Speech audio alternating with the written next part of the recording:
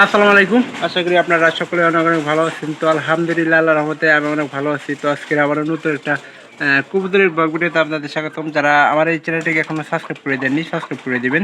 পাশে থাকা বেল আইকনটি অন করে দেবেন পরবর্তী আমার স্কুল গ্রামের নতুন নতুন কবুতরের ব্লগ ভিডিওগুলো পাওয়ার জন্য।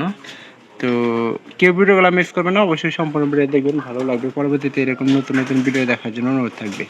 তো আজকের ভিডিও হচ্ছে যে কবুতরের যে আমার খাবারগুলো দিতেছি বর্তমানে কতটুকু খাবার আছে। তো এই খাবারটা হলো আপনারা অনেকে চিনেন, এটা কিন্তু কবুতরের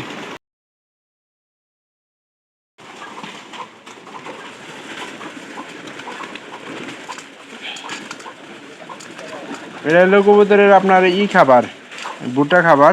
তো অনেকে চিনবেন অনেকে চিনবেন না। তো এই খাবার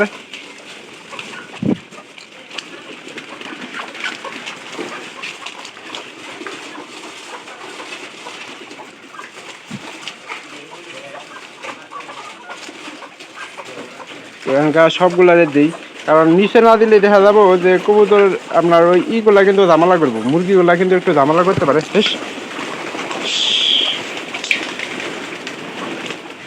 কবুতর মুরগি কিন্তু আমরা একসাথে খাওয়াই, অনেকে আবার অনেক কিছু মনে করতে পারেন। আর যেগুলা একটা বিষয় হলো যে এগুলা আসলে আগে থেকে খাওয়ানোর একটা অভ্যাস হয়েছে। এখন প্রায় 2 মনের মতো মনে করেন যে ভুট্টা কবুতরের জন্য আছে। আর এখনও কিন্তু আমাদের এদিকে বন্যা হয় নাই, তো বন্যার জন্য আমরা কিছু খাবার রেখে দিই। তাছাড়া কিন্তু সবগুলা কবুতর কিন্তু বাহিরের খাবারই কিন্তু বেশি খায় আমাদের গ্রাম অঞ্চলে। আর বাহিরের খাবারে কিন্তু অভাব হয় না। তো এই জন্যই আমি বলতেছি যে আমরা যারা গ্রামে থাকি তাদের মনে করেন যে কবুতর পালনের ধরনটা অন্যরকম। আর গ্রামে কবুতর পালন কিন্তু সবচেয়ে বেশি আপনার যারা বেশি আমার চেয়ে বেশি কবুতর আছে তারাও কিন্তু একটু কম কম খাবার দেয়। তো বেশিরভাগ চাউল আর এই গমটাই বেশি চলে, এই ভুট্টাটাই বেশি চলে। কারণ ভুট্টার উপরে মনে করেন যে কবুতরের মনে করেন যে অনেক স্বাস্থ্যটা অনেকগুলাই মানে স্বাস্থ্যের অনেকগুলাই কিন্তু পরিবর্তন দেখা যায়। কারণ ভুট্টা খাবার খাওয়াইলে কবুতরের মনে করেন যে স্বাস্থ্যটা আগের তুলনায় একটু বাইরে যায়, এবং কি বাচ্চাগুলারে খাওয়াইলে কিন্তু অনেক মনে করেন যে মোটা তাজা হয়। তো এই বিষয়টা আমরা আসলে লক্ষ্য করছি, যার কারণে আমরা এই ভুট্টাটাই মনে করেন যে কবুতরের জন্য বাইসা নিচ্ছি। এবং কি বাড়তি খাবারও কিন্তু অনেক খাবারও দেওয়া যাইতো। তো মিক্স খাবার কিন্তু আমাদের এখানে কিন্তু সবগুলো কিন্তু চাষ হয় মিক্স খাবার। এনকা বর্তমানে যেমন এই সময়টা কালাই চাষ হবো প্রায় সব কালাই চাষাবাদ আমাদের এইদিকে হয়। তারপরে আপনার বাদামের দিন বাদাম চাষ হয়।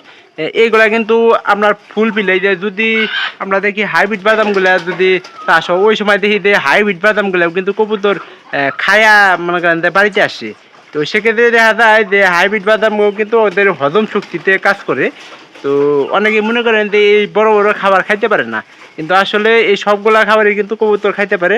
আর কবুতরের হজম শক্তিটা কিন্তু সবচেয়ে বেশি যদি কবুতর সুস্থ থাকে, সেক্ষেত্রে দেখা যায় সবগুলাই কিন্তু ভালো খাইতে পারে।